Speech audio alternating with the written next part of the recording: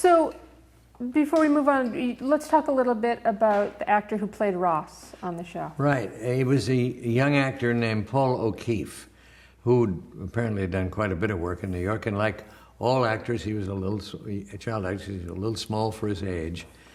He's grown up to be a fine-looking man, but he was very talented. Tell you how talented he was. While he was working on the Patty Duke show in the day, he was playing Oliver in the musical Oliver on stage every night, 8 performances a week. So we had to let him off early on Wednesday so he could do the matinee. Now, I've done one musical in my life. I did Candide out here. And it's a marathon for you when you're on stage, but he was on stage all night in that. Oliver, and is always running around, and there was a circular stage that had a turntable, and he would have to run around the turntable to get from one scene to another. I mean, he was, by the time we finished doing the show in the spring, he was down about 10 pounds, which he really didn't have to lose. You know, he was already pretty much bone thin playing Oliver. And it was just amazing to me. And he's very talented, a very good musician, had a really good ear, sang well, and played. He was teaching himself the guitar, and he could do all the Beatles songs right away. I was trying to pick away at it, and I had fancied myself to be a fairly good musician, and I know a lot about it. And I used to be able to play anything I heard on the piano by ear, regardless of what it was. I mean, I'd play symphonic stuff, but I get the general idea of it and play it. But I couldn't do what he did with the guitar. It was just amazing. And he was very good. He had a very good sense of rhythm and all of that. So he was a very talented kid. And, you know, what's interesting is what he ends up doing, playing the keyboards for Rent. The show in New York, Rent. He was with him from the beginning, and he stayed with him for a long time after that too. So I guess maybe he also plays around in musical groups or bands or something like that. I don't know exactly, but he was very good on the show. Though I used to tease him a lot, you know, but nothing too bad. We got along well. That's great. Yeah.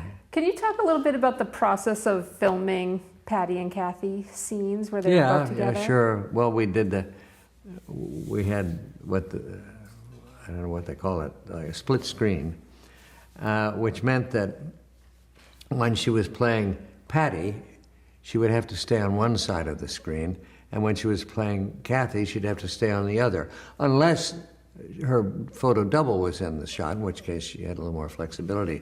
But if it's going to be her talking to herself, for instance, she would have to shoot the scene as Patty, and she would have to stay on this dividing line down the middle. They could do this better now with CGI, but then this is how they did it. And then they would strike that set, and she would change her makeup and her hair a little bit, whatever it was. And then she'd come back and do the same scene on the other side of the line, making sure never to cross that line. And when they were finished, they would have 2 pieces of film, and they would cut away the bad stuff on the stuff that was not usable from one, and keep the good stuff from the other. So then you put them together, and you'd have a whole picture where she was talking to herself. Now, they had to be timed so that they'd be the same length, and eventually they were wise enough to realize that they might as well use a playback of her reading in the first scene so that her capable but not particularly talented stand-in would not have to read them off screen, or the script supervisor. It was better if she was playing with a recording of herself. So they got to do that. And it was just they were rather slow in New York about it because they weren't used to doing this kind of stuff. And it took us 5 days every week to shoot the show back there. The second year, it took us 4 days to shoot it. We came out to California and shot it in 3. So it kind of gives you an idea of what the difference was. But, I mean, they were nice people. We liked them. They were all very sweet sweet crew to work with, and we worked with them for 2 years. So, but that was how they did it. Now, is that clear enough? Yeah, that was great. That was Okay. perfect.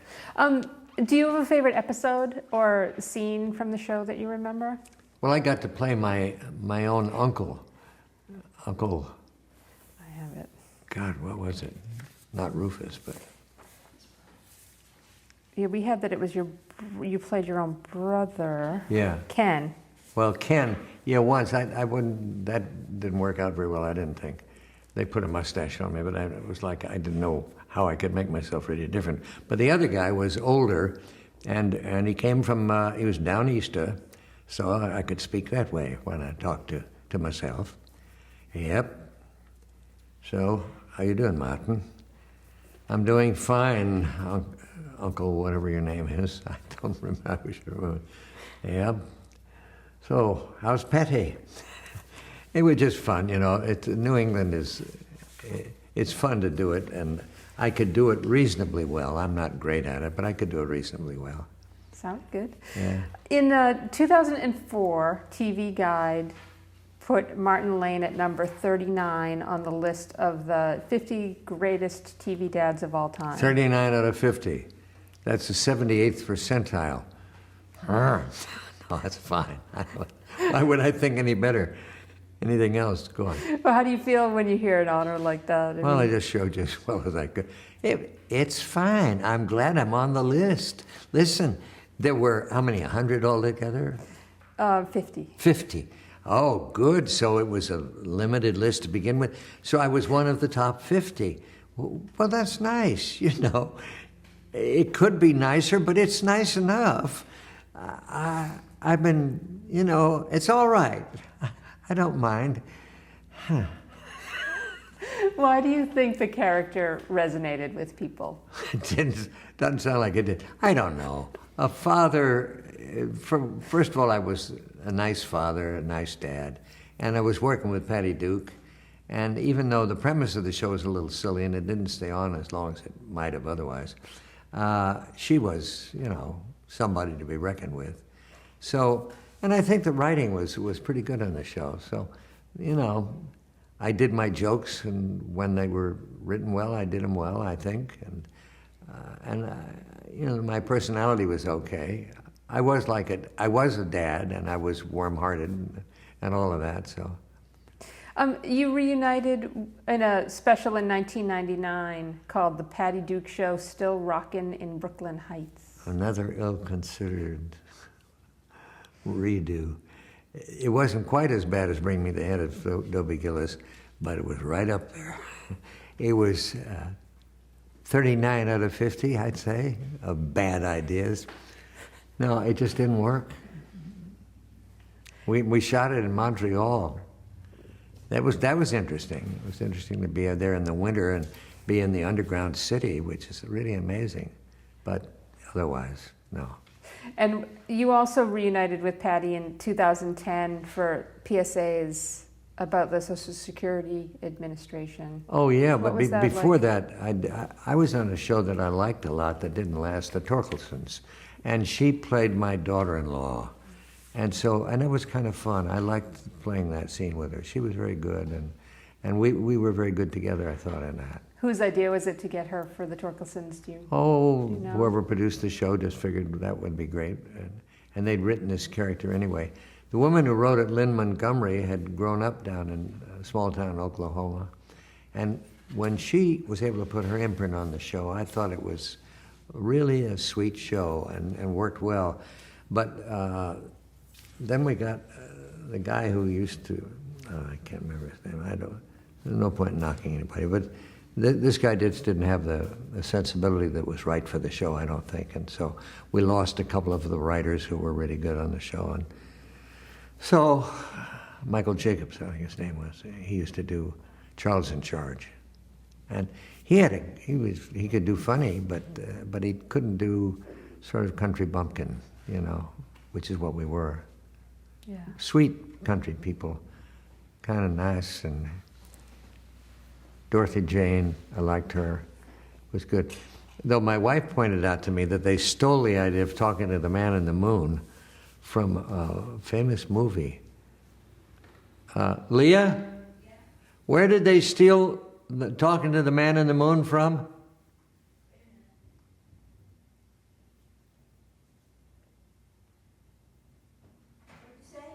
Well, you know how on the Torkelsons the girl used to talk to the man in the moon?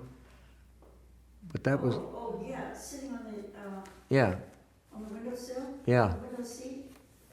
Yeah. Where did they steal that? Oh, well, I think Reese Witherspoon did it in a movie when she was a teenager. Ah, Or okay. somebody like that. Yeah. Somebody like Reese Witherspoon. But I said, wow, that's the same scene as they had in the Torkelsons. Yeah. Well, it was sweet. I remember that she used to do that. She talked to the man in the moon, and that was kind of sweet. And my first entrance in that show, I came in and I played Border Hodges, who was the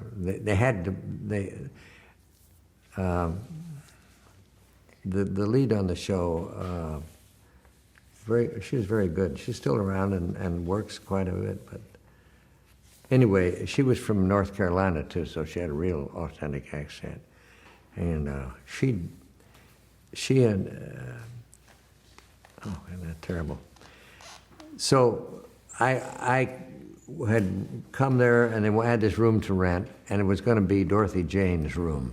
Dorothy Jane lived up. She was the one who talked to the man in the moon, and so. The actress's name was Connie Ray. Connie J. Ray, came from a family of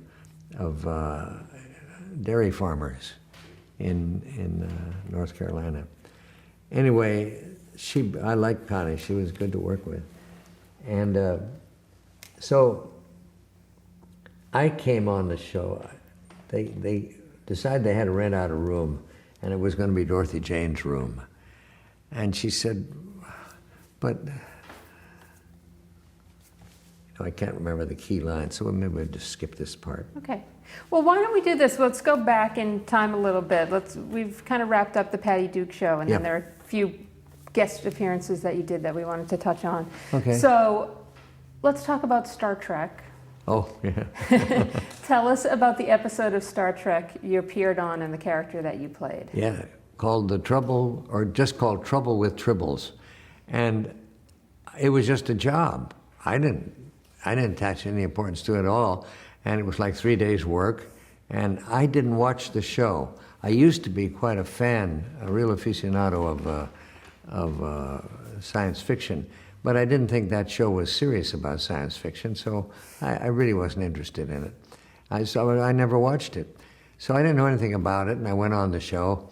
And I knew the guy who played the trader, the fat guy. He and I had done some comedy bits together. And so but I remember working on the show, and it was just 3 days' work, that's all.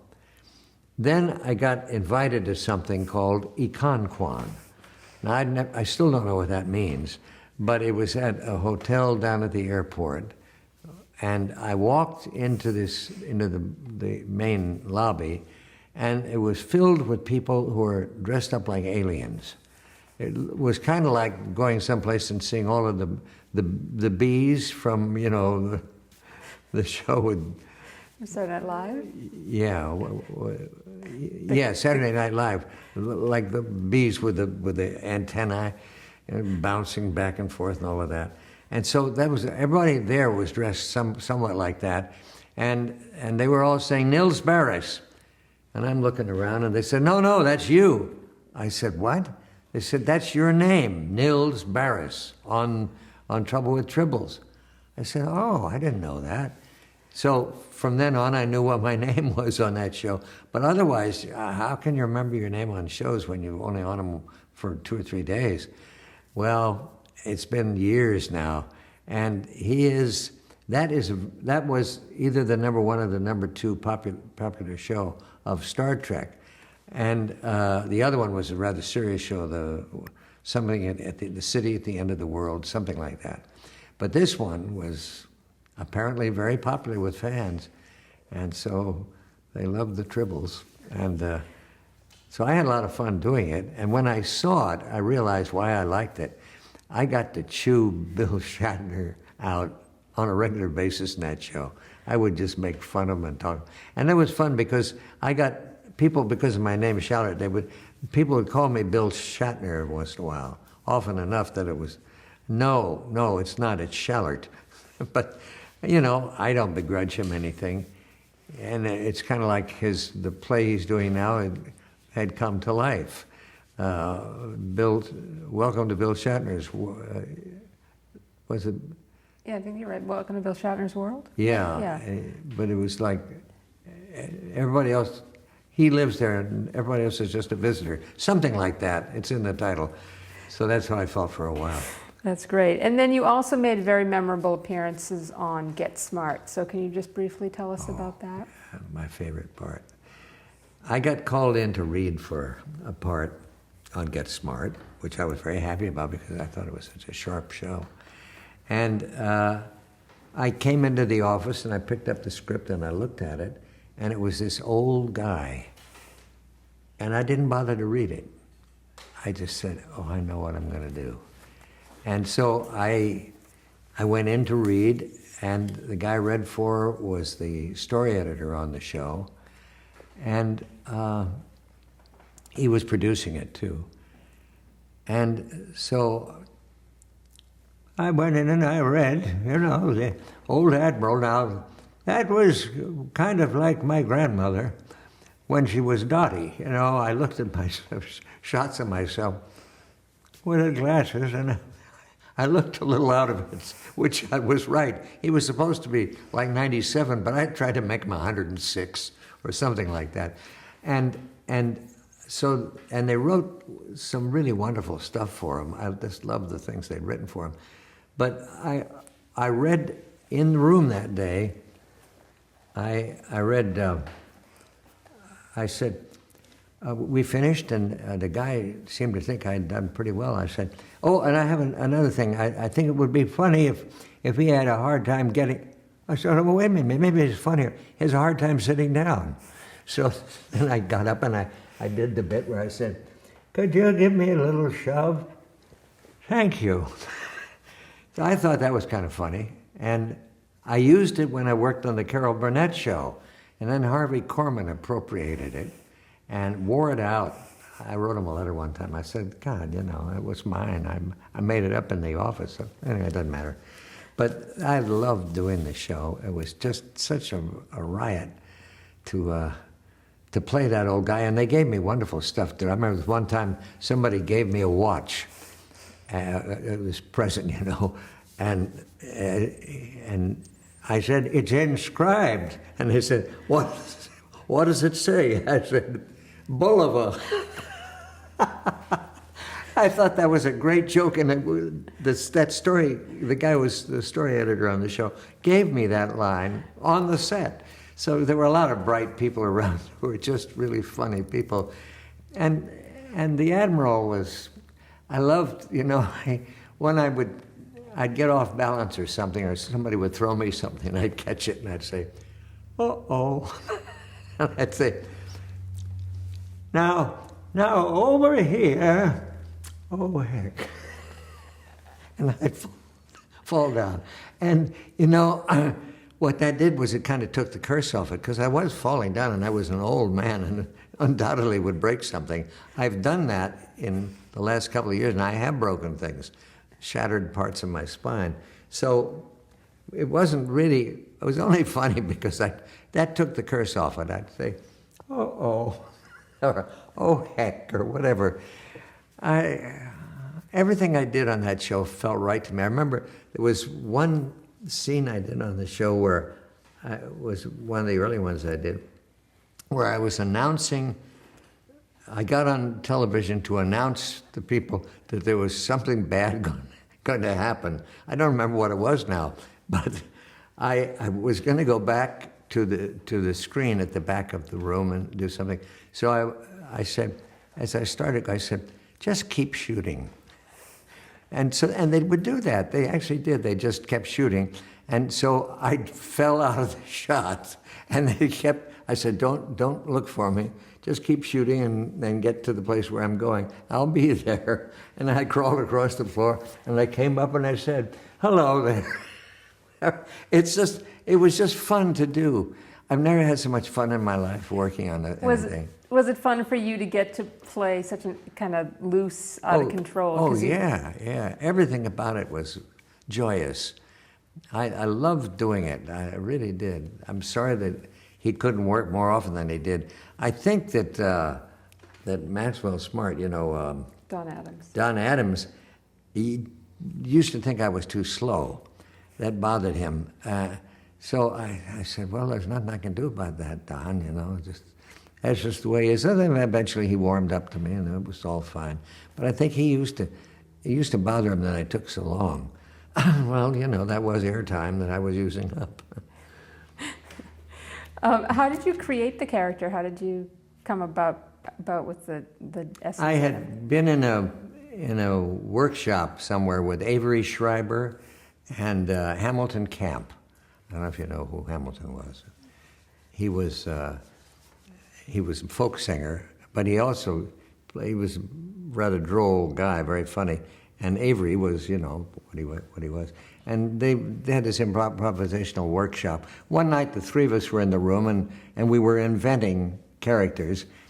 And I don't know, I just suddenly tried an old guy who was different from the other ones I'd played, who was, gentler and more fragile, but still a little out of it, Not bad, but enough.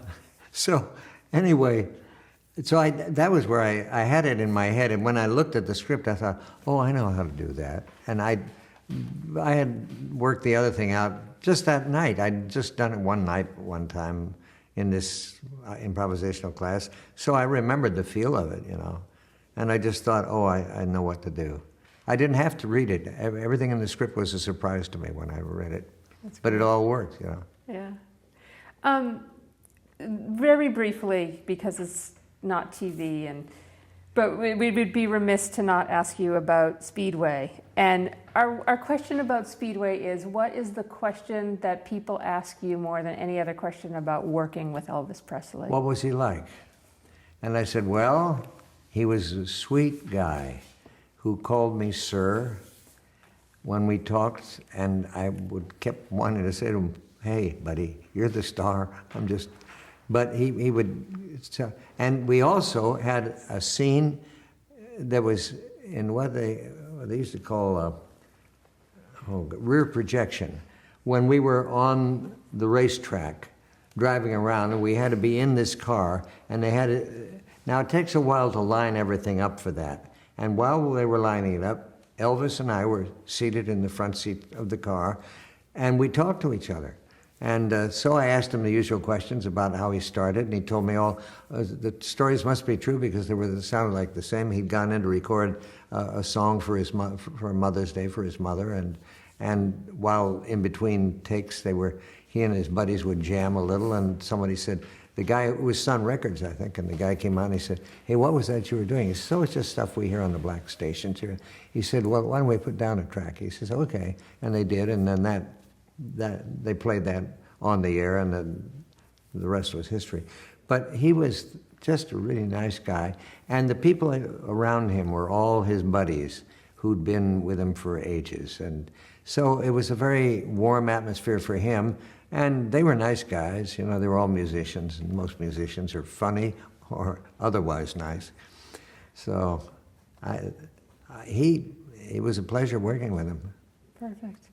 You mentioned earlier that you did a lot of voiceover work throughout your career, and we'd like for you to talk, if you could, a little bit about Milton the Toaster. Okay. Well, I'll talk about him briefly, but I want to say voiceover work is why I still have the house.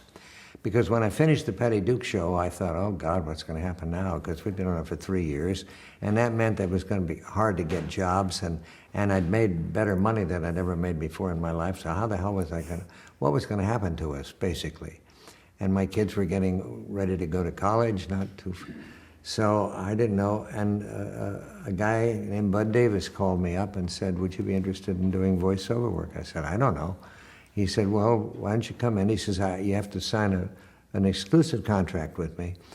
I said, okay, well, I'll tell my other agent that, my theatrical agent. And I did, and he said, well, I've got a fella.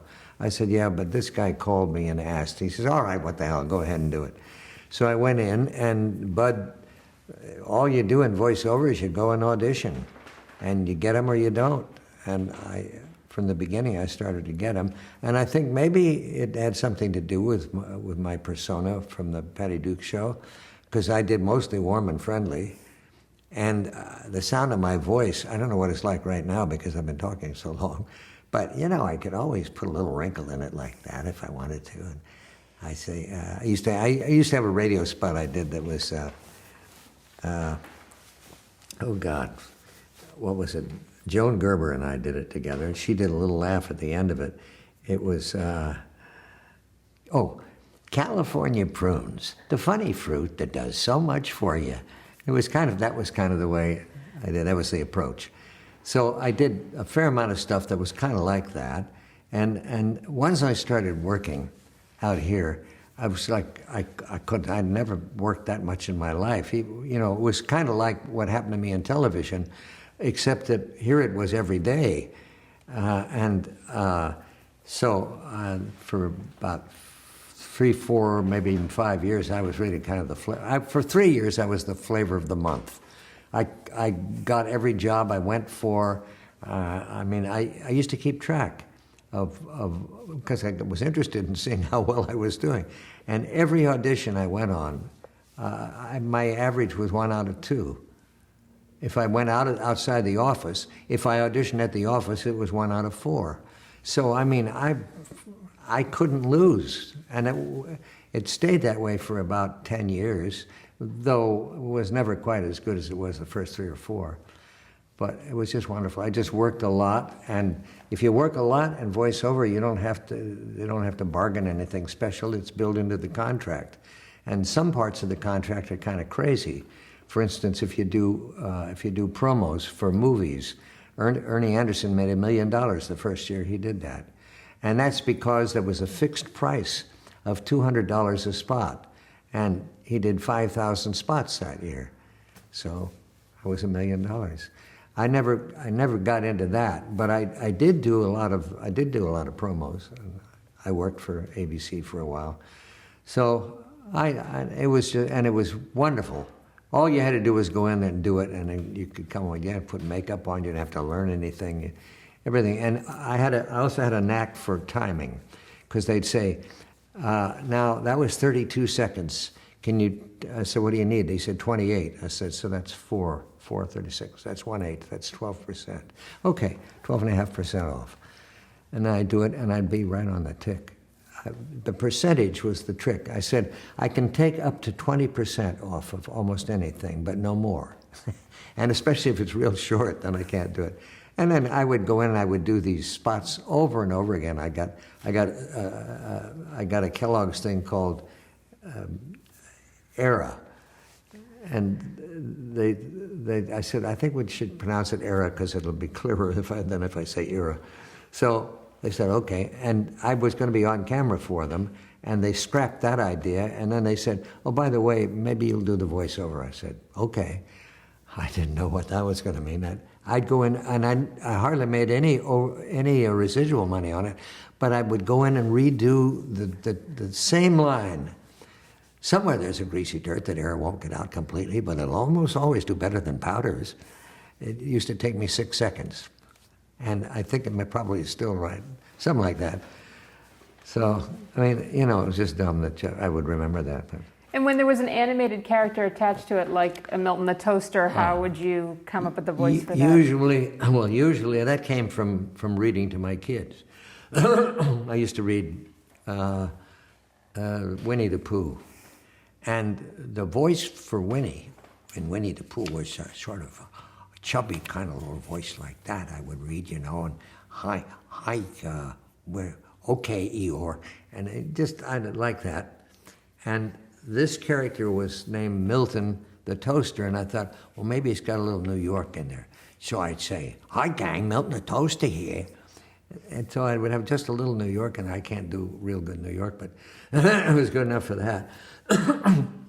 And so I did it that way, and I got the job. It's one of the few cartoons I've auditioned for that I got. I almost never get cartoons because I can't change my voice enough. The people who do cartoon work regularly can do all the way up and down the scale. I think my youngest son could do it if he wanted to. But anyway. What kind of characters did you play on the Smurfs? Did you play? I don't know. Yeah. Whatever it was probably somebody old or something. Right. I don't know. I could always do old, or I could do an accent or something like that. But to do a real cartoon voice, you have to be able to create these wild things. And the only one hi gang, Milton the Toaster here. That's the only one. I do that. That's awesome. Kellogg's Pop-Tarts. So moving on to, if you have any memories of the Nancy Walker show, does anything stand out about your experience? Yeah, I remember it. I have I love working with Nancy Walker. Is a genius, she was. And I knew her husband, too, David Craig. I'd learned how to sing for Broadway musicals from him. But Nancy Walker was just wonderful, So I thought this is going to be a joy. But I only did one episode, and then they'd threw Teddy Futterman, I think the name was, something like that. And so but Norman Lear put me under contract for it, and then I was offered the chance to play a part I was really right for a very distinguished director, Dan Petrie, in Franklin and Eleanor, the White House years, and I was going to play Harry Hopkins, whom I resemble and sound like. And I could not get out of my contract with Norman. He said, no, you can't do it. And Dan Petrie, once I was at the Academy Theater one night, and I was just seeing a show, and he saw me and came up the aisle and he said, I've never forgiven you for not doing that. Why didn't you work for me? I said, I hadn't had any choice. I tried to explain, but there's no way. So I felt bad about it. Then I finally did get to do it in the Warren Remembrance. I played Hopkins there. I just happened to look like him and sound a little like him. He was very Middle Western, Did you research him much to play that part? Well, I knew about him, and I was a Roosevelt Democrat anyway, so I liked Harry Hopkins. He was a good man. Yeah, I did research him. Very briefly, the Nancy Drew mysteries. Yeah, well, that was kind of a good luck thing that happened to me. I didn't expect to be hired for another series like that, but when they were doing it, oh God, I didn't research, so I can't remember the names, but the guy who produced that show just thought I was right for the part. That's all, but unfortunately, it was kind of paired. There were two shows, Nancy Drew Mysteries and the Hardy Boys Mysteries.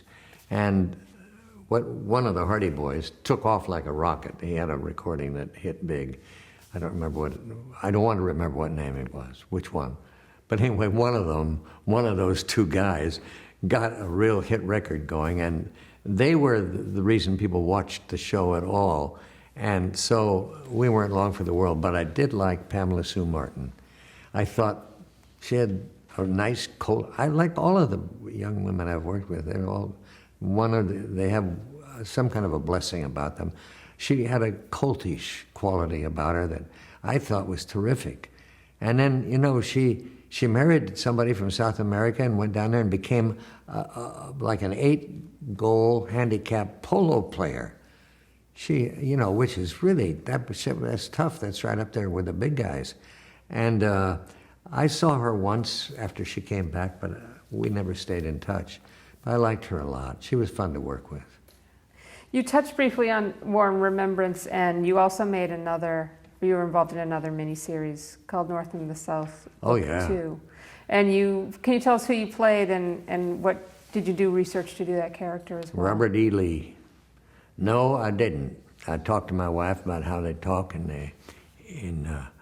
what the hell they call it, Tidewater places. She grew up in Virginia, born in Philadelphia, but her father lost his job in the Depression, and they had to move down to Richmond, and that's the heart of the Confederacy. I never thought that was farther south. No, they were very big on it there. And so I listened to some of the people who talk, and so I could do that. And I went into an office, and this guy said, I need somebody to play Robert E. Lee. I said, well, I think I can do that if I have to. He said, say that again. I didn't. He said, read this. I read it, and he said, okay, you got the job. And so the next thing I knew, I was on a plane. I had to fly down to Mississippi, Natchez, I think, but somewhere down there where we shot the surrender, Lee's surrender. And I remember there were the reenactors around, all these guys who I did my PhD on my great uncle, whose name was whatever it was, in Tennessee, in one of the volunteers. And he talked like that. So so I said, well, how did Lee ride when he rode the horse? Said, oh, he'd sit there with just one hand on the reins and his hand by his side. I said, all right. And when he got off, I said, well, he told me some other stuff. And so anyway, I was really great because I got to do this authentic thing down in Mississippi with him. And in order to do it, because I had another job called Alcoholic Children of Adult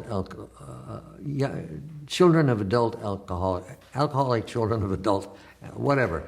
And I worked with Keanu Reeves in that. And I'd already shot some of that. It was a movie of the week, and I was going to come back. And I didn't want to lose that, but I also didn't want to not do the Robert E. Lee. So I had to rent a plane because of where they were. There was no airline that flew in there. So I rented, one of those, whatever they were called, the fairly high-end sort of plane with a small number of seats in it. And I had the guy fly me down there. And we took along a couple of girls who were friends of my wife from a writing class. I took them along just because I thought it would be fun. And I took champagne, and we had drinks and all that. So anyway, one of them was the daughter of Arthur Haley, the guy who wrote, Hotel and a bunch of other things. So anyway, we got down to, I guess it was Natchez, somewhere in Mississippi anyway. And we did the shot. And when I came out, they said that Lee had stood on the porch after meeting with Grant and surrendering, that he came out and his horse wasn't there, Traveler. And so he was disappointed, and he had these gloves, and he kind of slapped them a couple of times on his hand. And the director said, well, don't waste your time with that. And these reenactors said, oh, no, that's what General Lee did. And he has to do that because that's authentic. So it was kind of fun doing that. I don't know. I liked that. I got a piece of film from it, and it's pretty good. That's great. In 1979, you were elected president of the Screen Actors Guild. Dark clouds on the horizon, yeah. How long did you serve? 2 going on 20.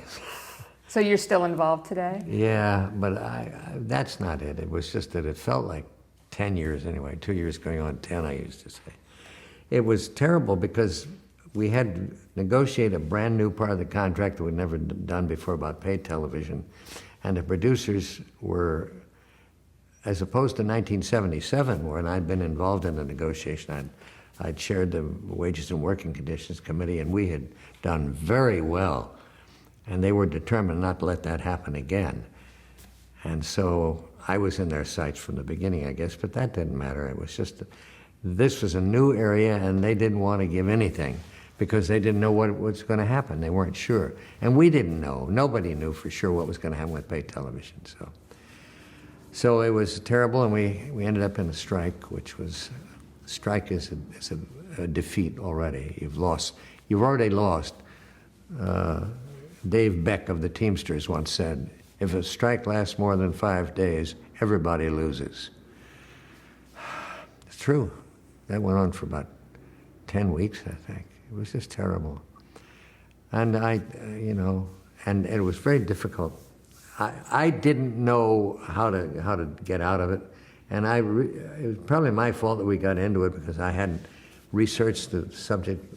Anyway, whatever the reasons were, that was not a happy time. However, I did manage to do one thing while I was there. I started a committee for performers with disabilities. That's my legacy to the Guild.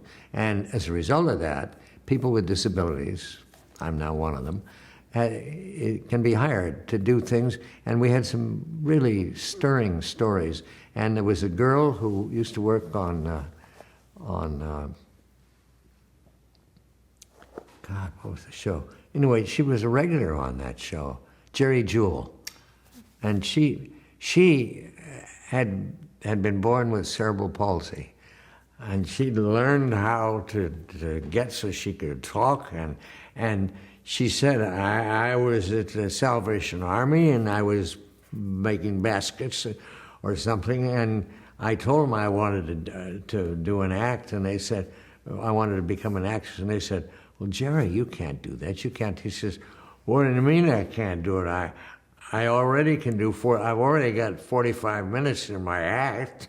And so anyway, she was one of the stars of the, and there were a bunch of other people who got to where there was one of the two people who approached me. There's a woman named, oh God, I didn't prepare for this, I'm sorry. Anyway, there was a guy who was one of the two people who came to me when I was president. I was kind of persona non grata at that point because the outcome of the strike had not been good, and they wanted to put Ed Asner in, if possible, before I left. So anyway, Ed was an old friend of mine, so I don't mind that. But this fella had had infantile paralysis. Yeah, that's what it's called. And but I can't think of the terms anymore. And so he used to have to walk with a special crutch, half cane or something like that. And he was one of the people that we managed to get a job for. And I remember he worked on MASH one time, playing a wounded soldier, but the whole time he was lying under a blanket. So it didn't matter what he had. And the first victory we had, they needed a guy who had a prosthetic right leg from the knee down, who was like in mid-40s or early 50s. And we had somebody on the woman who used to be the in charge of statistics at the Guild, Pauline Golden. She was the comptroller, had done a thing that she called Skills and Talents Survey. She sent out to everybody in the Guild, and they listed all the things that they could do, like they were very good horseback riders or whatever they were, and they also included things like disabilities they might have had. So we had this resource, and Terry, oh God, Terry was the woman. She got a hold of that, and we went through it, and we picked out all the people on that, and we had this list of people with a list of what they had wrong with them, and they had something called Station 12 that they had at the Guild, and people would call in and say, what we need is a 45-year-old man who has a prosthetic right leg. And it turned out we had one, and he got the job. So it was like this triumph, you know. We felt so good about what we had done, and it was going to work like that from then on. And especially when Terry herself was put in charge of the office that the California Governor's Committee put up for employment of the handicapped, when they still use that term.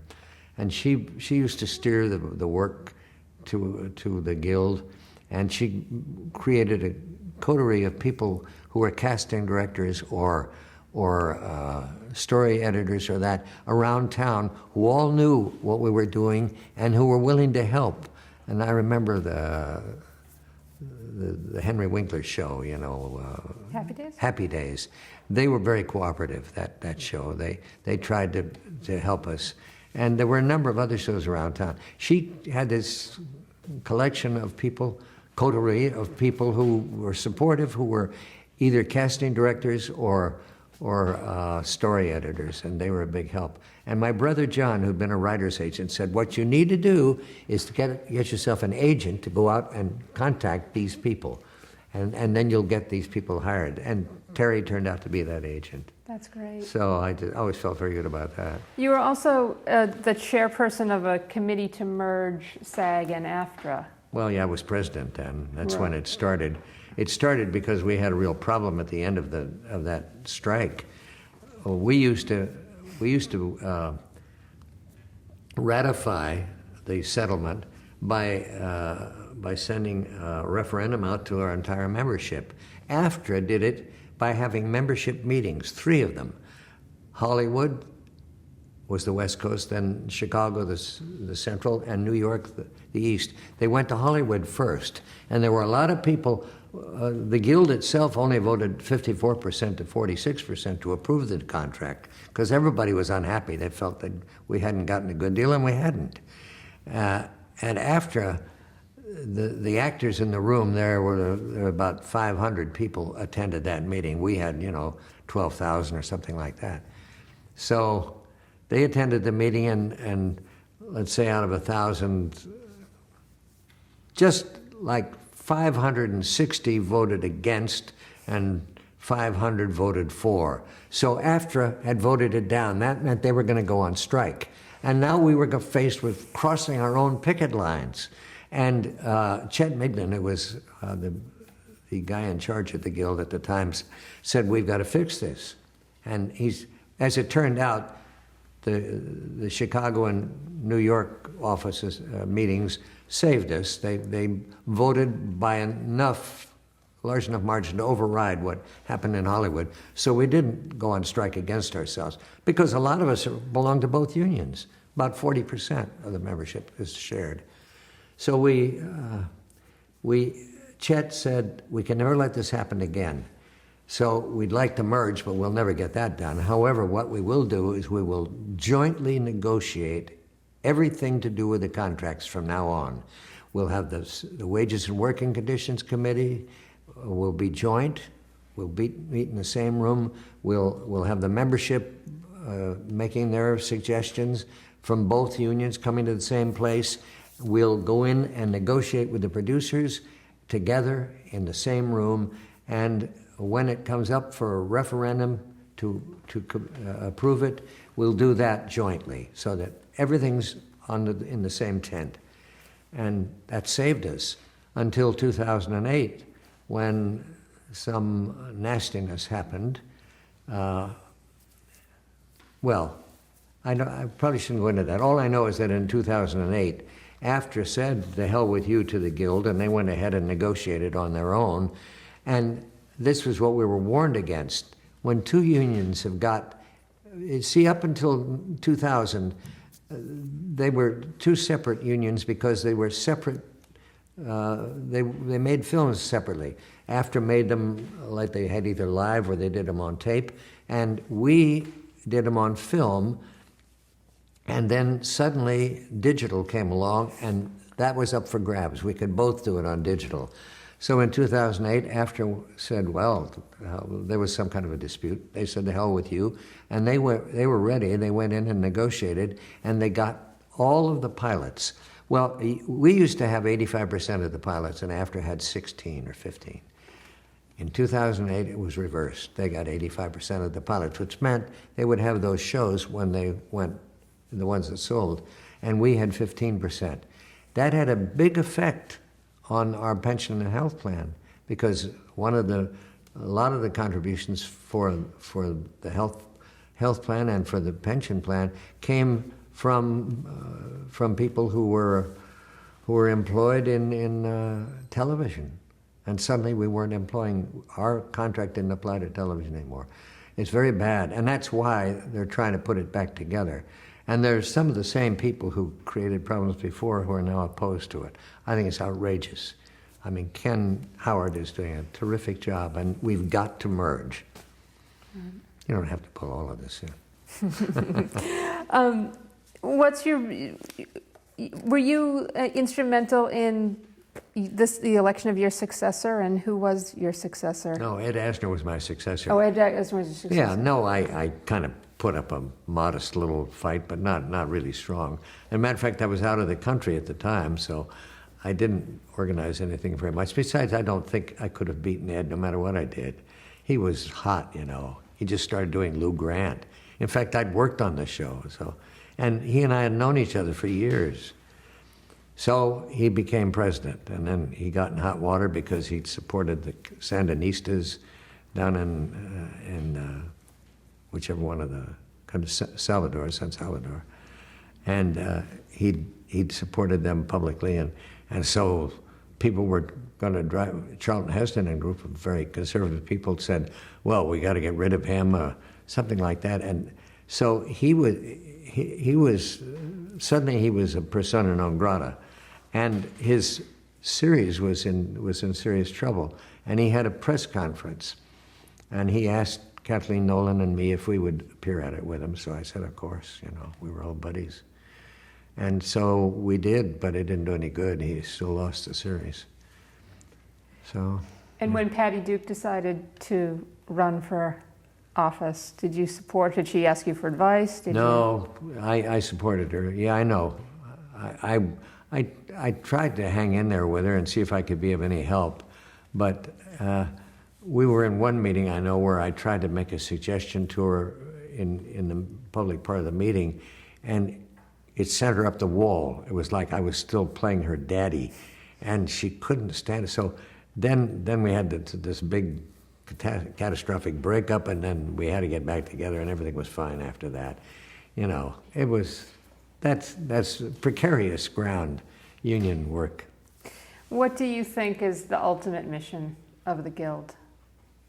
Well, it always was. It's the same as it always was.